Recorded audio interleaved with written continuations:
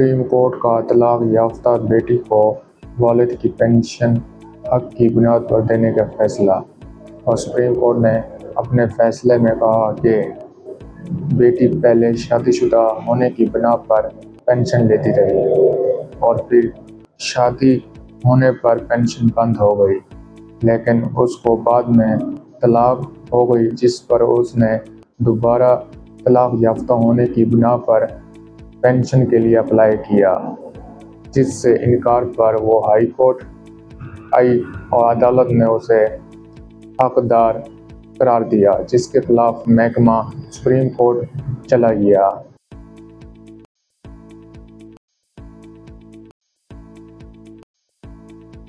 Supreme court نے petition خارج فرماتے ہوئے کہا کہ بیٹی کی پنشن شادی کی حیثیت پر نہیں بلکہ حق کی بنیاد پر دی جائے گی۔ سپریم کورٹ نے اپنے فیصلے میں مزید کہا کہ بیٹی کی پنشن کو شادی کی حیثیت سے مشروط کرنا آئین کے آرٹیکل 9، 14، 25 اور 27 کی خلاف ورزی ہے، اور مزید کہا کہ بیٹی کی پنشن کے لیے طلاق کا وقت والد کی وفات سے پہلے یا بعد غیر متعلقہ ہے۔